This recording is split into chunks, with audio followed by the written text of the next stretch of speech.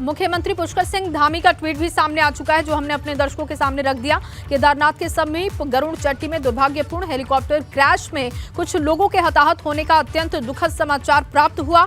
राहत और बचाव कार्य हेतु एसडीआरएफ और जिला प्रशासन की टीम घटनास्थल पर पहुंच चुकी है।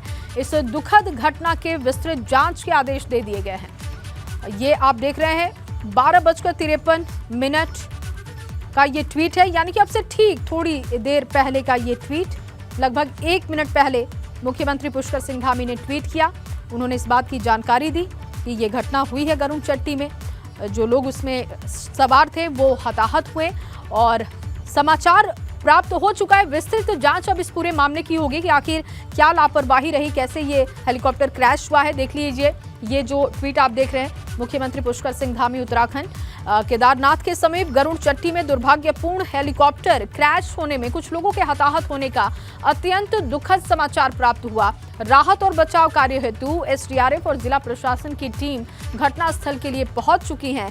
इस दुखद घटना के विस्तृत जांच के आदेश दे दिए गए हैं, क्योंकि एक बहुत बड़ा हादसा हुआ है। बहुत बड़ा हादसा ये उत्तराखंड में हुआ। और देखिए गरुड़ चट्टी का ये पूरा इलाका, जहां से तस्वीरें अब निकलकर सामने आ रही हैं, एक जो तस्वीर अब वहां पर टीमें पहुंची हैं, रेस्क्यू ऑपरेशन करने जो टीमें पहुंची हैं उनकी तस्वीर देख लीजिए। एसडीआरएफ की टीम वहां पर पहुंच चुकी है, जो लोकल टीमें हैं वो भी पहुंच चुकी हैं और इस वक्त वहां पर रेस्क्यू ऑपरेशन शुरू किया जा चुका है। लेकिन उत्तराखंड सरकार की तरफ से 6 लोगों की मौत की पुष्टि कर दी गई है। लेकिन ये बहुत आप देख सकते हैं, अंदाजा आप इस बात का लगा सकते हैं और बहुत ये आसान है अंदाजा लगाना कि जिस तरीके की तस्वीरें हैं, जिस तरीके से हेलीकॉप्टर में आग लगी है, अब कोई उसमें बचा हो इसकी उम्मीद बहुत कम थी। लेकिन अब आधिकारिक तौर पर इसकी पुष्टि हो चुकी है उत्तराखंड सरकार की तरफ से। अब वहां की जो तस्वीरें हैं अब देखिए और साफ दिखाई दे रही हैं कि जो रेस्क्यू टीमें हैं वो भी पहुंच चुकी हैं। सुबह जब ये घटना घटी 11:30 बजे के आसपास ये इन्फॉर्मेशन मिली थी अधिकारियों को कि वहां पर हेलीकॉप्टर क्रैश हुआ है। उस वक्त की जो परिस्थिति थी वो वहां पर ये थी कि फॉग बहुत ज़्यादा था। लेकिन अब जब वहां पर टीमें पहुंची हैं तो वहां पर आप देख रहे हैं कि वहां पर जब टीमें पहुंची हैं तो वहां पर रेस्क्यू ऑपरेशन का काम शुरू हो चुका है। ये लगातार तस्वीरें हम आपको दिखा रहे हैं, रेस्क्यू ऑपरेशन का काम वहां पर शुरू हो चुका है। और देखिए ये जो पूरा इलाका आप मेरे पीछे देख रहे हैं, यही गरुड़ चट्टी का इलाका है और ये केदारनाथ घाटी से महज 2 किलोमीटर की दूरी पर है। लेकिन अगर आप केदारनाथ घाटी यहाँ से पैदल की तरफ जाते हैं तो फिर समय बहुत ज़्यादा लगता है और इसीलिए लोग कोशिश करते हैं कि हेली सेवा की वो सुविधा ले सके। लेकिन ये जो इलाका है मौसम के हिसाब से भी अगर आप देखें, क्योंकि मंदाकिनी नदी भी यहाँ पर है, तो ऐसे में यहाँ पर मौसम खराब होता है तो यहाँ पर धुंध छा जाती है और इस वजह से वहां पर अगर कोई हेलीकॉप्टर निकलता है तो उसके लिए बहुत मुश्किल है। और इसी वजह से माना जा रहा है कि जब वहां पर मौसम खराब हुआ, मौसम में बदलाव हुआ, तो वहां पायलट के लिए भी ये सोचना समझना बहुत मुश्किल भरा रहा होगा रास्ते को लेकर और इसी वजह से यह हादसा हुआ है। लेकिन जैसा कि मुख्यमंत्री का ट्वीट हमने आपको दिखाया, मुख्यमंत्री की तरफ से ये कहा गया है कि विस्तृत इसकी जांच होगी। अजीत सिंह राठी, ब्यूरो चीफ उत्तराखंड, लगातार हमारे साथ बने हुए हैं। अजीत जी, क्योंकि अब तो मुख्यमंत्री ने भी ट्वीट कर दिया और साथ ही साथ एक बात भी उन्होंने लिखी है कि इस पूरे मामले की विस्तृत जांच के भी आदेश हमने दे दिए। बिल्कुल जी, जैसा अभी ट्वीट में मुख्यमंत्री ने लिखा है कि ये दुखद हादसा है और इसकी जांच कराई जाएगी, इसकी विस्तृत जांच होगी, क्योंकि इतना बड़ा हादसा होता है, सिविल एविएशन कंपनी की कोई खामी तो नहीं है। लेकिन हालांकि यहाँ बहुत स्पष्ट है कारण कि बादल लगने से हादसा हुआ है। लेकिन फिर भी मतलब सारे जितने भी पहलू होते हैं, जितने भी बिंदु होते हैं, उन पर जांच करना बेहद लाजमी हो जाता है, ताकि दुर्घटना के कारणों का आधिकारिक तौर पर यह पता चल सके, साइंटिफिक तौर पर यह पता चल सके कि किन कारणों से यह हादसा हुआ है। तो मुख्यमंत्री ने संवेदना भी व्यक्त की है और एक विस्तृत जांच के आदेश भी दिए हैं। इससे पहले पूरा सिस्टम एक ही तरह से रन कर रहा है, अलर्ट पर है और ये फाटा से यात्रियों को केदारनाथ की तरफ ले जा रहे थे या ला रहे थे, ये भी स्थिति स्पष्ट हो चुकी है और 6 लोगों की मृत्यु हो चुकी है, ये भी चीज बहुत स्पष्ट हो चुकी है। इसके बाद में अब केवल रेस्क्यू चल पड़ा है, क्योंकि रेस्क्यू के लिए एनडीआरएफ और एसडीआरएफ के जवान वहां पर पहुंच गए हैं। घटनास्थल पर मौका मुआयना हो रहा है, रेस्क्यू किस तरह से करना है वो हो रहा है। जो उच्च स्तरीय टीमें हैं वो भी थोड़ी बहुत देर में वहां पर पहुंचने वाली होगी।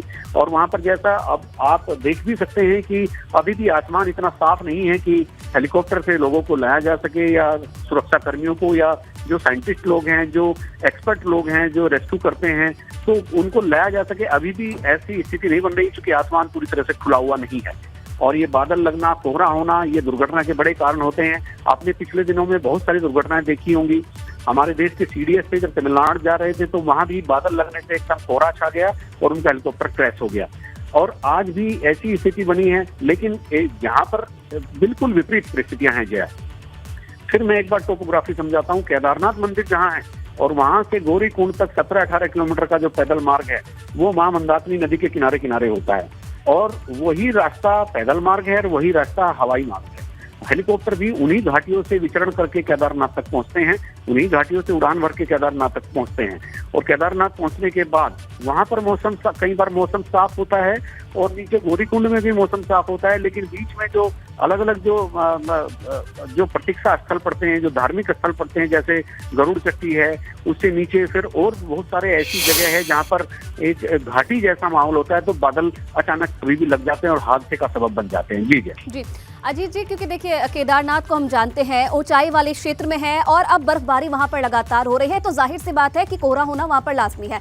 तो क्या ये माना जाए कि मौसम की वजह से यह हादसा हुआ है, और या फिर ये कहा जाए कि ऐसे समय में जो कंपनियां हैं, हेलीकॉप्टर कंपनियां हैं, उन्हें भी कहीं ना कहीं सतर्क रहने की जरूरत है, क्योंकि मौसम लगातार खराब हो रहा है। तो क्या इन सब चीजों के लिए कोई गाइडलाइंस नहीं है कि जब मौसम खराब हो या फिर कोहरा हो या फिर बर्फबारी हो रही हो तब उड़ान नहीं भरनी है? ऐसी कोई गाइडलाइंस नहीं है ऐसी चीजों के लिए?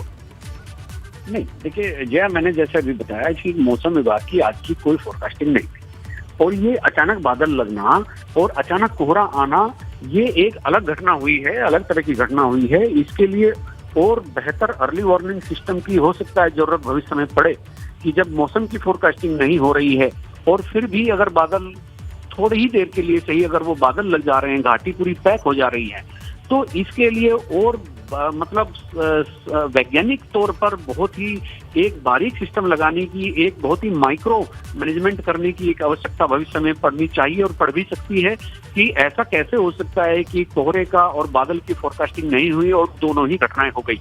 तो इसके लिए अलग से एक वैज्ञानिक अध्ययन किए जाने की जरूरत है, और मुझे लगता है भविष्य में सरकार इन सब बिंदुओं पर, सब पहलुओं पर गौर करने के बाद ऐसा कोई सिस्टम भारत सरकार से बातचीत करके यहाँ पर इजाद करेगी। नहीं, अन्यथा इस तरह की घटनाएं भविष्य में फिर होती रहेंगी। जी, क्योंकि अजीत जी, अगर न सिर्फ आज की घटना की बल्कि इससे पहले भी अगर जितनी भी घटनाएं हुई हैं केदारनाथ में हेलीकॉप्टर क्रैश की, आमतौर पर ये देखा जाता है कि जब मौसम खराब रहता है या फिर कुछ टेक्निकल इशू, इनकी वजह से ये हादसे होते हैं। न सिर्फ आज के लिए बल्कि क्या आपको नहीं लगता है कि कहीं ना कहीं ऐसी चीजों के लिए, ऐसी संभावनाओं के लिए मौसम विभागों को, सरकार को माफ कीजिएगा, कहीं ना कहीं गाइडलाइन यहाँ पर जारी करनी चाहिए कि अगर मौसम खराब हो या बर्फबारी हो, जब संभावना नहीं हो उड़ान भरने की तो उड़ान ना भरे, ऐसी गाइडलाइंस जारी हो सकती है इन सब चीजों के लिए? जी देखिए, जैसा मैंने अभी आपको बताया कि चूंकि बरसात का मौसम खत्म हो चुका है, बरसात के समय बरसात बहुत कम हुई, फिर सितंबर के अंतिम माह से बरसात का सिलसिला शुरू हुआ, जो तकरीबन 9, 10, 11 अक्टूबर तक चलता रहा। जो मौसम का चक्र है वो लगातार बिगड़ रहा है और वो लगातार आगे पीछे हो रहा है, उसकी वजह से भी बहुत परेशानी हो रही है। जब भारी बरसात का मौसम था तब इतनी बरसात नहीं हुई जितनी होनी चाहिए थी। फिर सितंबर के अंतिम माह से और अक्टूबर के दूसरे माह तक बारिश होती है। रोज फोरकास्टिंग हो रही थी, तो रोज जो फोरकास्टिंग हो रही थी कि उसी के अनुसार मौसम करवट बदल रहा था। अब क्योंकि आज 18 तारीख हो गई है। जी अजीत जी, आप बने रहिएगा हमारे साथ।